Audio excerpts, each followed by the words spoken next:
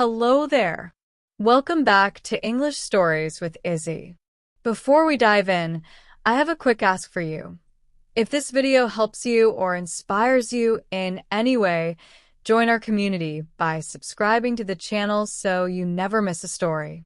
A thumbs up lets me know I'm making a difference, and sharing it with someone who might need this today helps us grow together. Every bit of support means the world. Now, let me ask you something. Have you ever felt stuck in that cycle of, I need to learn English, but I don't have time? Well, today I'm going to share all my secrets about how I achieved English fluency. Stay tuned until the end of the video to discover everything. So, grab a cup of coffee or tea, and let's dive in. I know exactly how it feels. My name is Sarah Johnson, daughter of Colombian parents, and I grew up in Panama. I always struggled to balance speaking Spanish at home with the perfect English demanded at work. For years, I was the queen of linguistic frustration. I worked 10-hour days, took care of the house, and still tried to squeeze grammar classes between appointments. The result? Zero progress. Until one day I discovered fluency isn't about time. It's about method. It all started in 2018 when I had to present a project to an American client. I spent the entire night reviewing phrasal verbs, but when the moment came, silence. I stuttered, broke into a cold sweat, and left the meeting feeling like the worst professional in the world. That night, I promised myself, never again would I let English humiliate me. But how? I didn't have extra hours in the day. That's when I realized, instead of fighting against the clock, I needed to hijack forgotten minutes of my day. I started turning simple tasks into learning opportunities. While cooking, I listened to podcasts. In traffic, I repeated phrases from TV series. Even my diary turned into an English experiment. Today, I can negotiate contracts, travel alone, and even make jokes that, well, some people get. But how did I get here? No expensive courses. No sleepless nights. Just strategies that fit into the busiest routine. If you're tired of empty promises and outdated methods, come with me. I'll show you how I stole fluency in English and how you can do it too. Back then, my routine was a constant battle against time. I'd wake up at 6 a.m., rush to work, endure endless meetings, and when I got home, I still tried to be a mom, a wife, and an exemplary English student. Spoiler: it never worked. My biggest mistake? Thinking fluency was a race. I'd buy courses promising English in 30 days, create colorful study schedules, and swear that this time would be different. But the reality was always the same. I'd study for 2 hours one day, forget everything the next, and drown in guilt. Why can everyone else do it but not me? I'd think. The breaking point came in 2019. I prepared a presentation in English for an international client. I stayed up all night memorizing technical vocabulary, but when the moment came, I froze. Believe that. This proposal is good? The silence on the call was so awkward that even the client changed the subject. I left the meeting crying in the bathroom, convinced I'd never become fluent. But it wasn't just work. It was the comparison. I'd see friends posting pictures from trips, speaking English fluently, and wonder, when will it be my turn? I'd try to make up for it by studying until 1 a.m., but the next day, exhausted, I'd forget everything. It was a vicious cycle. Guilt, effort, frustration, more guilt. Even my cat, Whiskers, knew. Whenever I opened my grammar book, he'd run under the bed. One day, he knocked over my coffee cup onto my notebook.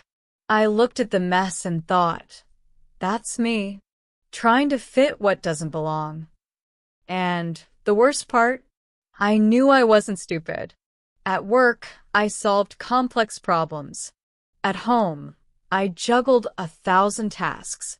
But English, it felt like an invisible monster whispering, "You'll never be good enough." That's when I realized the problem wasn't lack of time or talent. It was the obsession with perfection in a chaotic world. And what if, instead of fighting against the clock, I learned to dance with it? After that night, Whiskers unintentionally became my teacher, and I decided to break the rules. I threw away my perfect study plans and embraced the chaos. My new motto? English isn't a subject. It's a lifestyle. I started with something simple, narrating my routine out loud. While making breakfast, I'd say, "I'm frying eggs. Oops, burning them again. Adding salt." It felt ridiculous, but within a week, I already knew the names of almost all the kitchen utensils. No notebook, no stress. In traffic, I swapped playlists for short podcasts.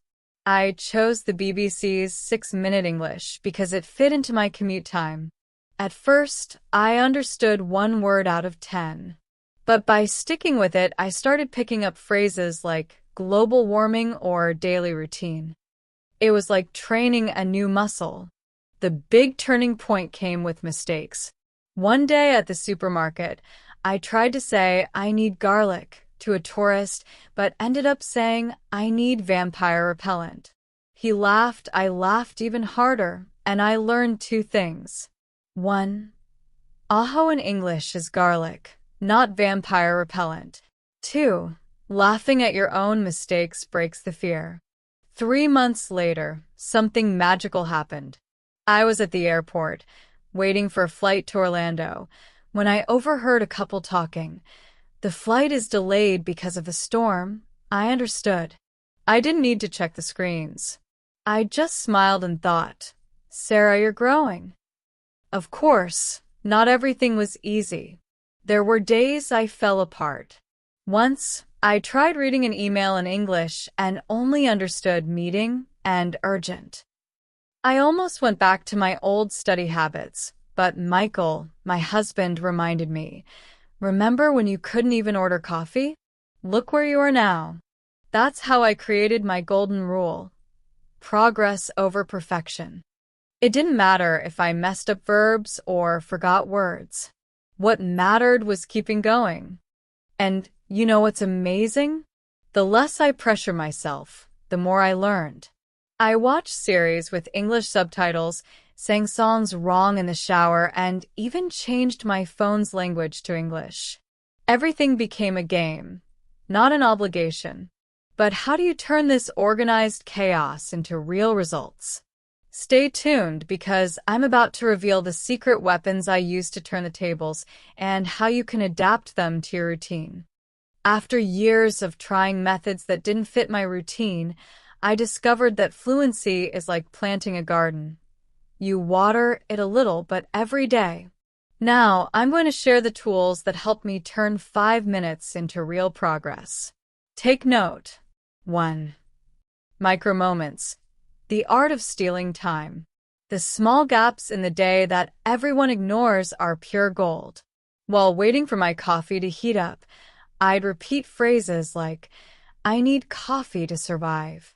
In the elevator, I described what I saw: blue shirt, messy hair, tired eyes. It seemed silly, but after a month, I had accumulated 17 hours of practice without even realizing it. 2. Passive learning. Your ear is your teacher. I swapped Spanish songs for English playlists.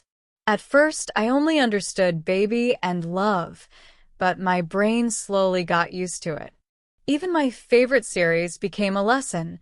I watched with English subtitles and repeated lines I thought were cool. How you doing? Thanks, friends. 3. Invisible practice that no one talks about. Talking to myself became my superpower. While driving, I pretended to be an influencer giving tips. "Hey guys, today I'll teach you how to survive traffic." In the shower, I described my shampoo. Makes hair shiny. Smells like coconuts. Costs too much. Did I make mistakes? Of course. But every mistake became a stepping stone. 4. Gamification. Turn learning into a game. I created a point system.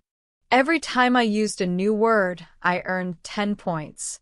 When I reached 100, I rewarded myself, usually with chocolate. Once I did a word hunt at the supermarket. Find something red, now something edible, now something you hate. That's how I learned eggplant and laundry detergent. 5. Mistakes are your allies. Yes, seriously.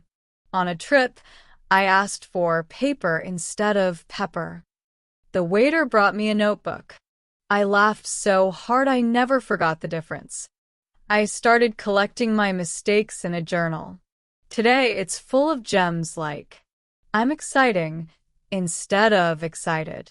Sheeps, wrong plural of sheep. I have 25 years instead of I'm 25. 6. Human connection. Speak, even if it's to a cat. When fear crept in, I practiced with Whiskers.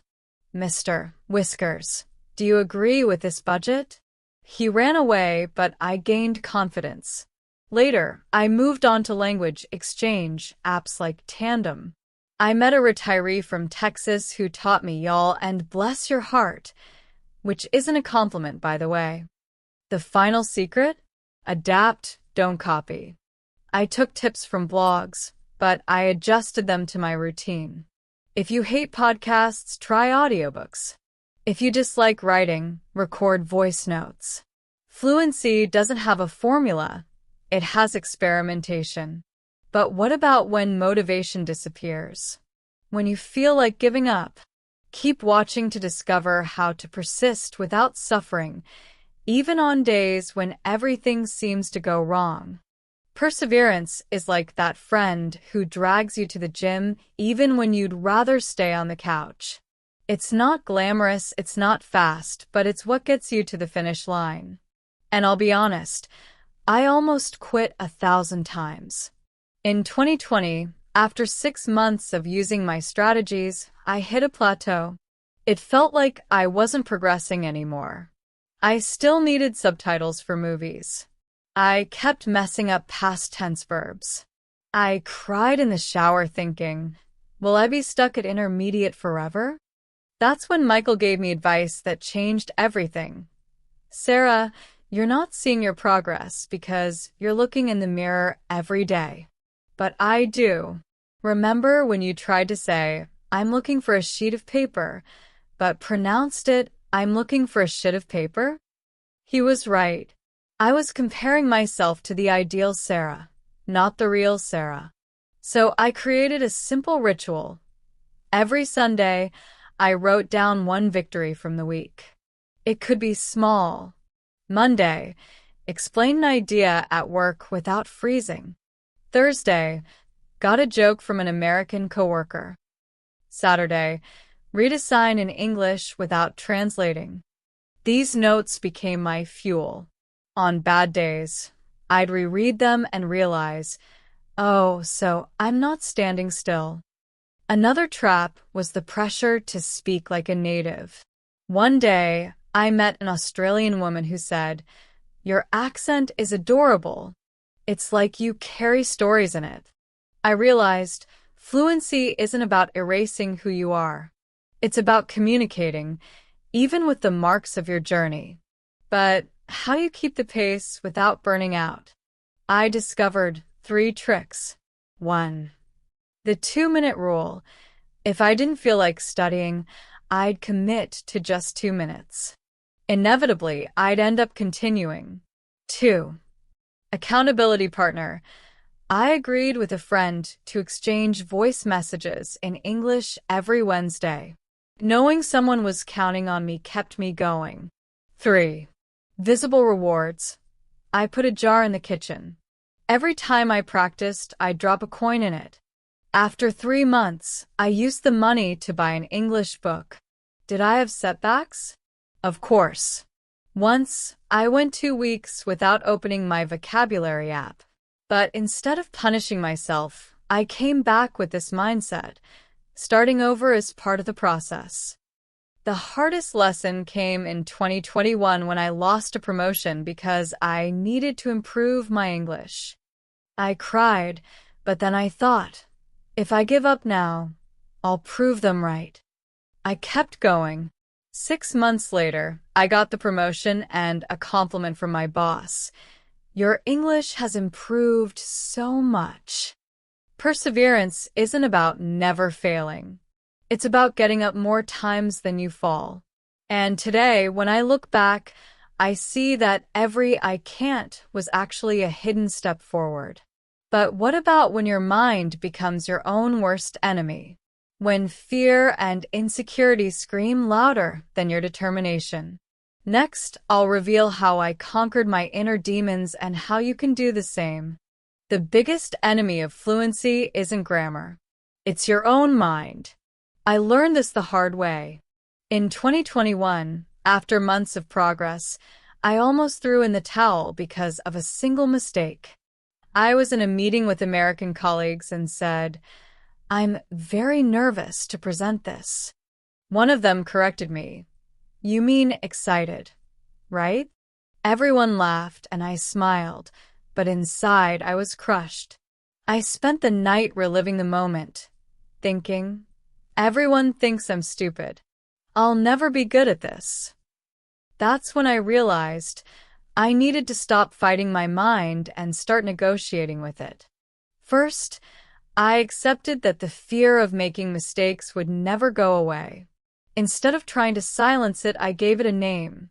I called it Mr. Perfection, and every time it whispered, "You're going to fail," I responded, "All right, Mr. Perfection, but I'll fail while trying."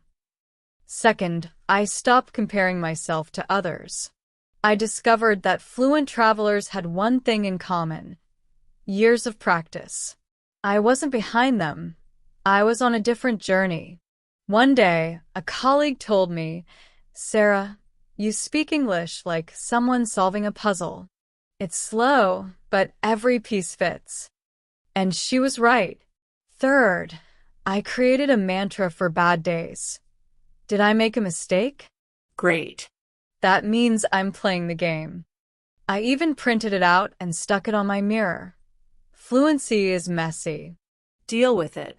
But the hardest challenge was imposter syndrome. Even after earning that promotion, I thought, they don't know I still stumble on the th sound. Then one day, my boss publicly praised me. "Sarah's English is clear and effective." I asked him later, "But I make mistakes, right?" He replied, "So do I. The difference is I don't care." I learned that self-confidence isn't the absence of doubts. It's acting despite them. I started recording short audio clips in English and listening to them afterward. At first, I hated my voice. Over time, I realized, hey, I sound like someone who's learning. And that's okay. Another trap was social pressure. My family would say, "You still can't speak?" And my friends were already posting proficiency certificates online. I deactivated my social media for a month and focused on personal metrics. How many times did I explain an idea without reverting to Spanish? How many jokes did I understand in a series? How many times did I laugh at a mistake instead of crying? The final breakthrough came during a trip to Mexico. I met a French guy who spoke English with a heavy accent and glaring errors. But he spoke so naturally that everyone understood him. I asked, "How are you so confident?" He answered, "I focus on what I can say, not on what I can't." That day, I stopped seeing my mistakes as failures. They were proof that I was trying. But when do you finally achieve fluency? When can I say, "I made it"? I'll show you how the Sarah of today looks back and what fluency really means. In 2023, something happened that I never imagined. I gave a speech in English to 200 people. It wasn't perfect. I accidentally swapped strategy for tragedy on one of the slides, and someone in the audience laughed. But for the first time, I didn't care. I smiled, corrected myself, and kept going. At the end, a German executive came up to congratulate me. Your energy made the presentation unforgettable. In that moment, I understood fluency isn't about being perfect. It's about connecting. But let's rewind a bit. In 2022, I was promoted to International Project Manager. My first task was leading a remote team of Indians, Americans, and Mexicans. During the first briefing, my heart was pounding so hard, I almost passed out. But I used one of my tactics, speaking slowly and repeating the essentials. At the end, a colleague from Mumbai said, "Sarah, your clarity is refreshing." That was all I needed to hear. Traveling also became a measure of my progress. In 2019, ordering an Uber in London was a nightmare. By 2023, I was discussing politics with a taxi driver in Dublin. He asked, "Do you think Brexit was a mistake?" I replied, "It's complicated, but my coffee is Irish." He laughed and offered me a sip of his coffee. I've never felt more victorious. Professionally, English opened many doors. But the biggest gift was personal, making friends from around the world. I met a Korean woman who taught me how to make kimchi while we laughed at my English mistakes. An elderly Scotsman shared stories of World War II with me in a pub in Edinburgh. And a Nigerian boy showed me that "how far" means "what's up" in his slang. I also discovered that fluency has layers. First, you survive. Where's the bathroom? Then, you negotiate. Can we extend the deadline? And finally, you express yourself. I disagree, and here's why. That last phase was the most liberating, being able to say no in English and explain why. Of course, I still make mistakes. Last week, I said "I'm boring" instead of "I'm bored" during a meeting. Everyone laughed, and I used the moment to learn the difference. Today, my mistakes have become inside jokes within the team. But the biggest achievement? Understanding that fluency isn't a destination. It's a way of seeing the world. I can now read global news without filters, watch documentaries without subtitles, and understand that "I'm fine" sometimes means "I'm drowning, but I'll handle it." And you know what no one tells you? Fluency makes you more humble. You realize that knowing a language is different from mastering it. And there's beauty in this endless journey. But how do you keep the momentum after reaching your goals? How do you avoid stagnation? Now, I'm going to share a piece of advice that changed my perspective on learning and how you can keep evolving without pressure. If you've made it this far, you already know my journey with English was a roller coaster. From nights crying in the bathroom to laughing at myself in global meetings, I learned that fluency isn't a diploma on the wall. It's a living skill that grows as you use it. But what really matters isn't how I got there. It's how you're going to start. And the best part? You don't have to repeat my mistakes. You can take the strategies that worked, adapt them to your routine, and write your own story. Remember, micro moments are powerful. 5 minutes a day is 30 hours in a year. Mistakes are disguised teachers. Each one brings you closer to confidence. Progress over perfection. No one was born speaking present perfect. Today, when I see someone struggling with hello, I see myself back in 2018. And I want to tell that person, you're more capable than you think. That's why I'm here, to show you that English isn't a seven-headed monster. It's a series of small steps. If you're ready to take the first step, here's your mission. 1. Choose a strategy from this video and test it for a week. 2. Share in the comments. What was your whiskers moment? Mine was culling garlic, vampire repellent. 3. Subscribe to watch more videos like this. And if frustration hits one day, remember the Sarah who almost gave up but chose to keep going. Because in the end, fluency isn't about words. It's about courage. One last thing. When you manage to order a coffee, negotiate a project, or make a friend in English, come back here and tell us about it. Your victory will inspire someone who's where you once were. So, do you accept the challenge? The time is now. And the clock, well, it was never your enemy. It was just waiting for you to learn how to dance with it.